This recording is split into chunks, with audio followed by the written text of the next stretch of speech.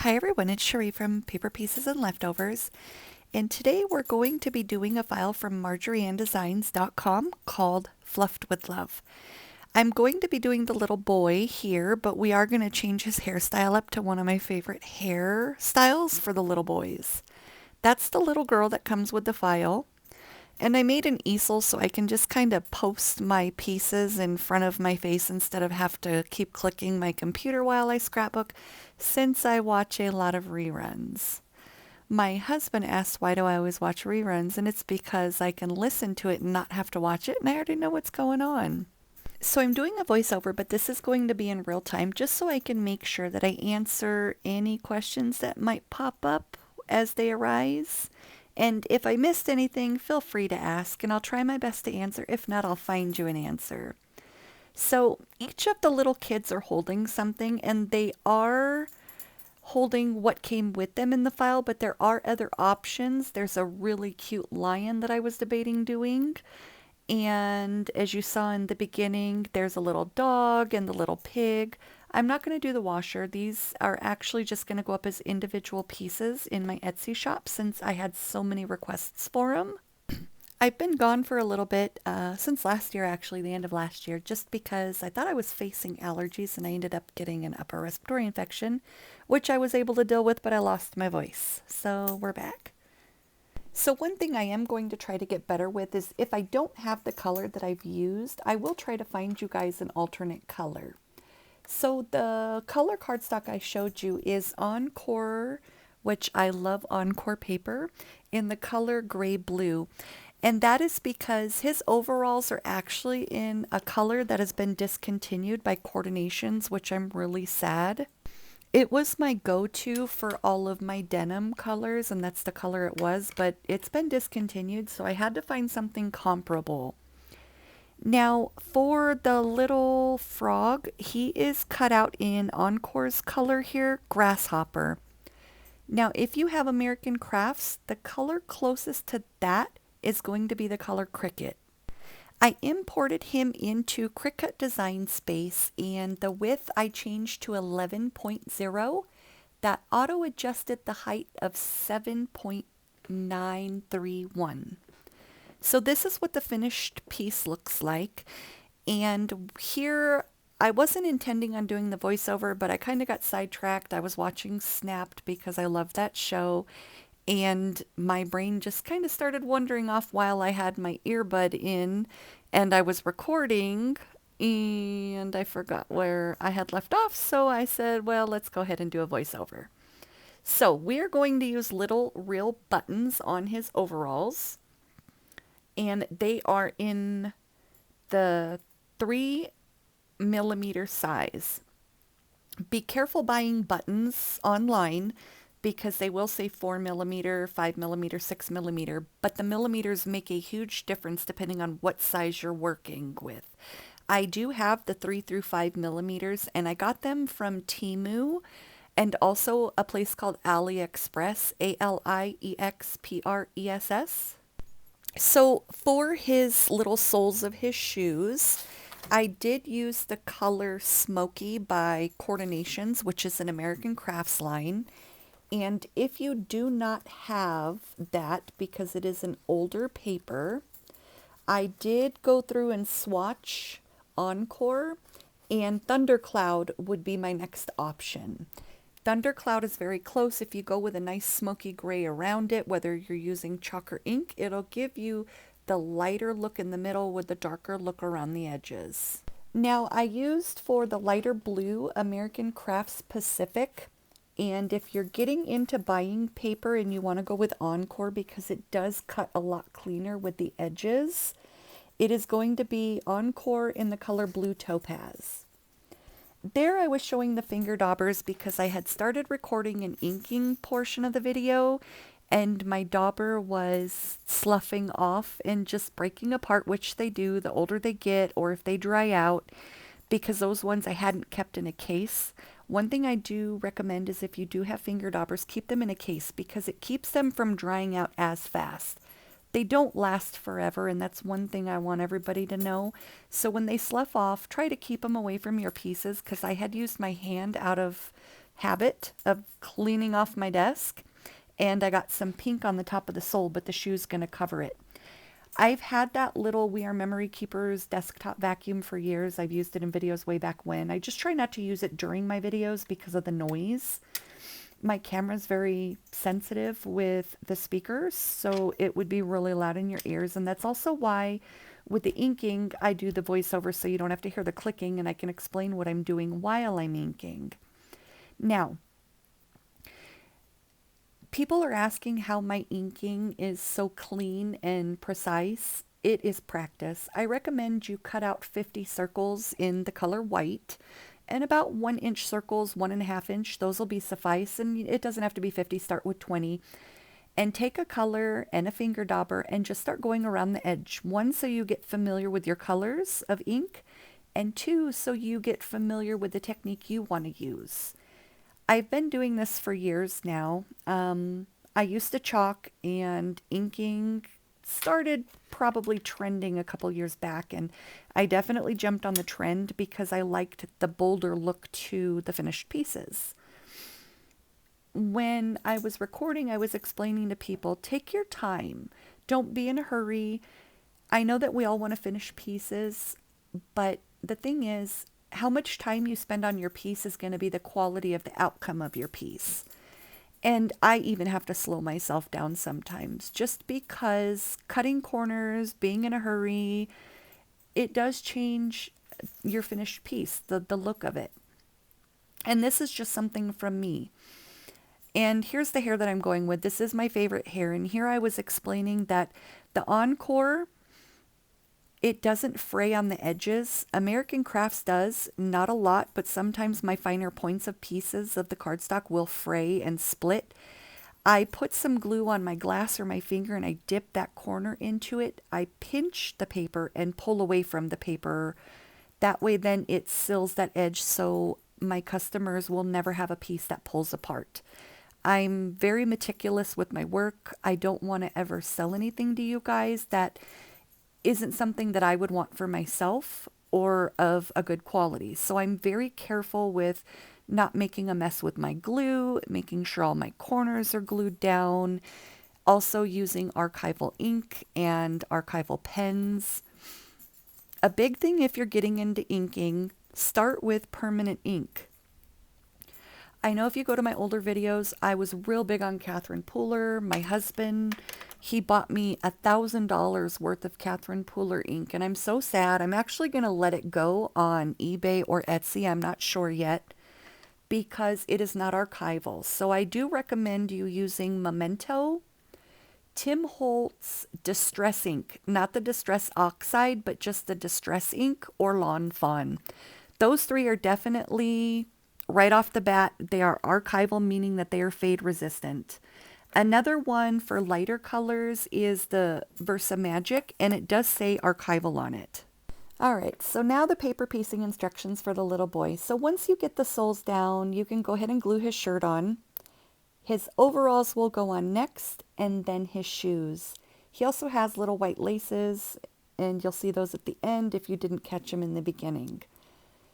Here is where the tricky part comes, but I've been doing this for a long time, so it's not tricky for me anymore, but it might be for you, so you don't have to do as I do or do as I say. Do what you're comfortable with. So if you look at the file, he's got a little thing underneath his face, and I thought it was his chin, but it's supposed to be his neck. So it is just a pet peeve of mine because I didn't know what it was for so long. I've gotten the habit of cutting it off and removing it. And it is his neck, it's not his chin, because I couldn't figure out, they had no mouth, so why is it there?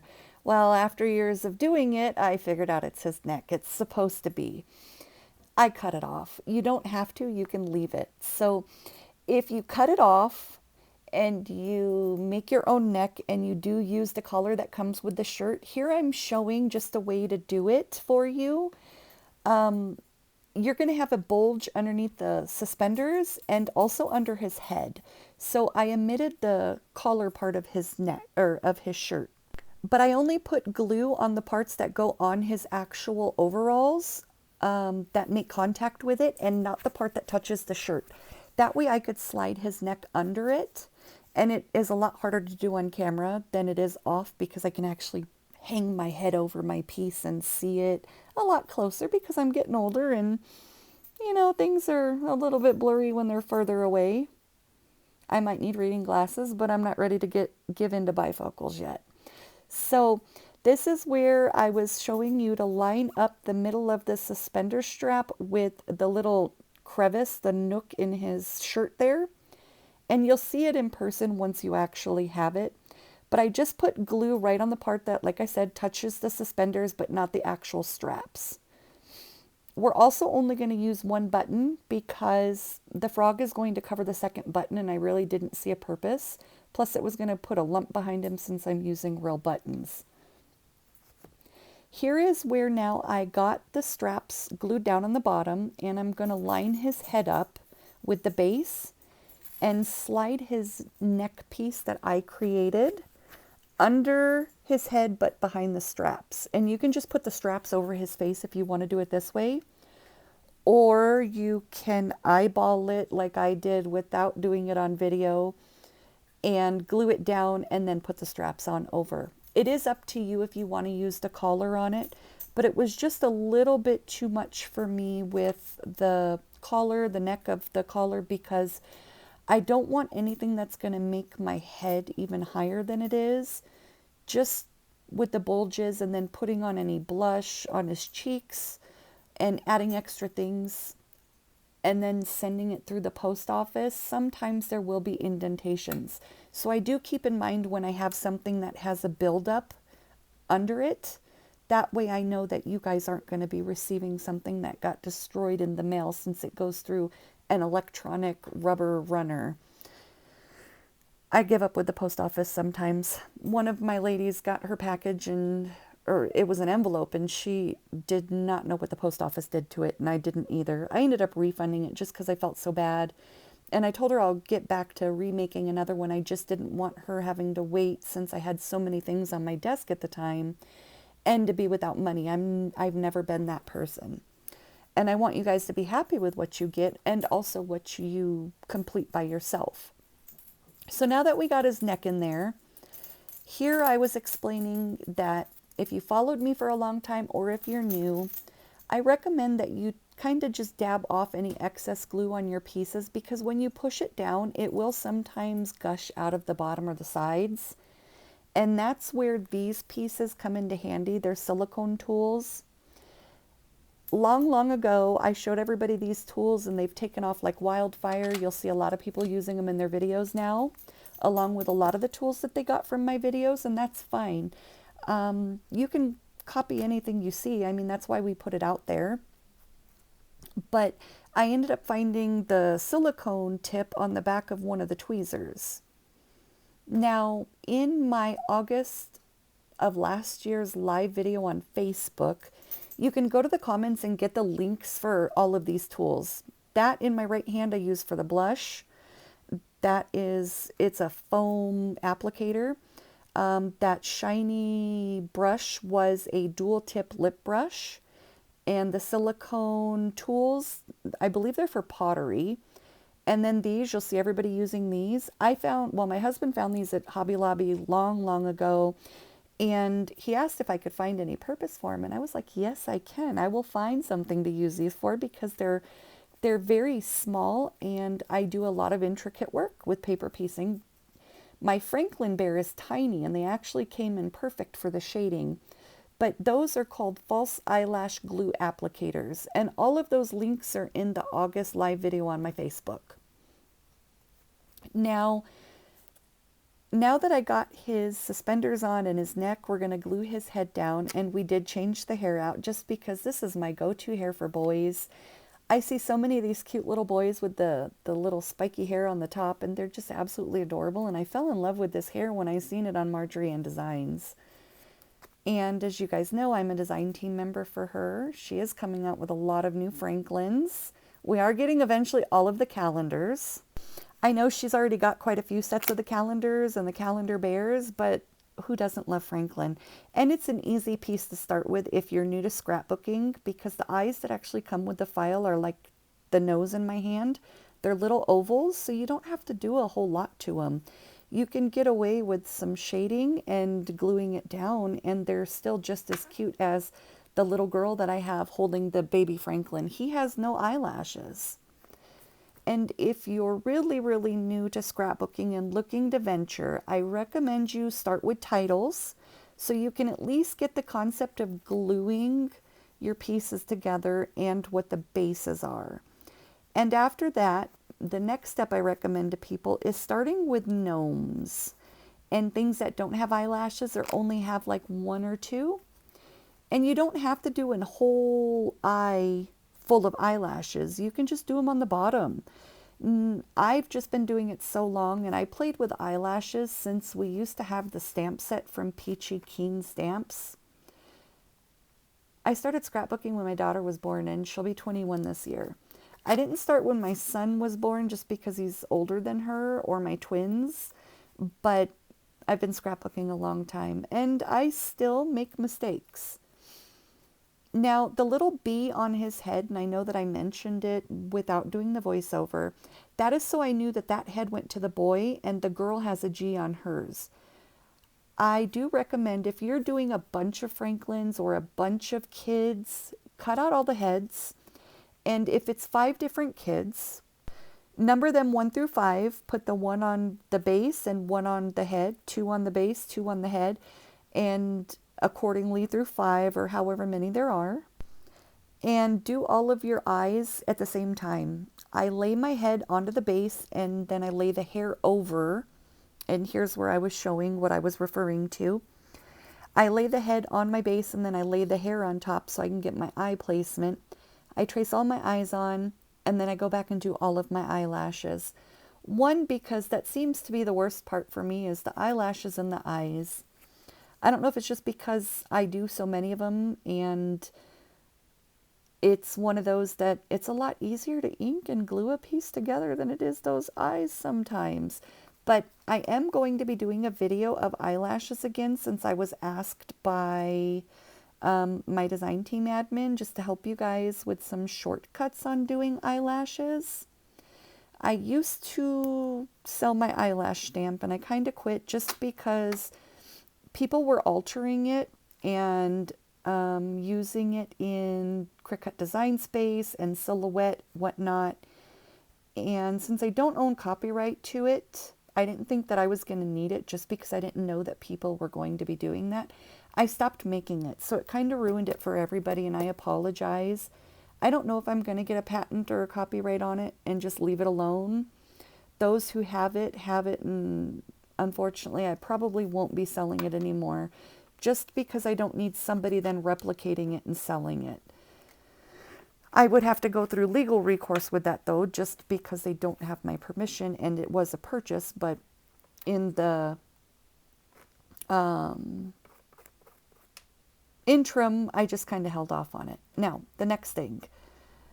You do not have to buy swatch books. You can save a little corner of your paper that you cut and you pull off your mat.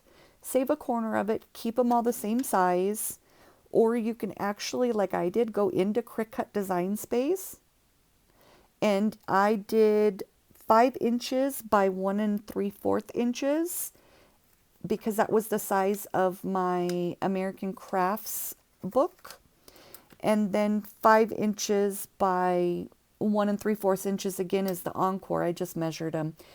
And I put a circle to cut the corner out, and it's just a scrapbook album expander.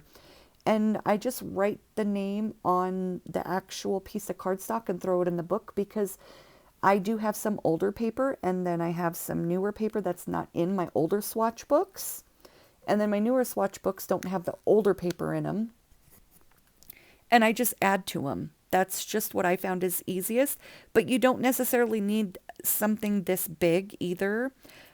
Honestly, I would go with 4 inches or even 3.5 would be a good number by an inch wide, because it's basically just so you can swatch your paper and know what paper that you want to work with for your pieces or that you need to replace on your mat if you've used the last bit of it.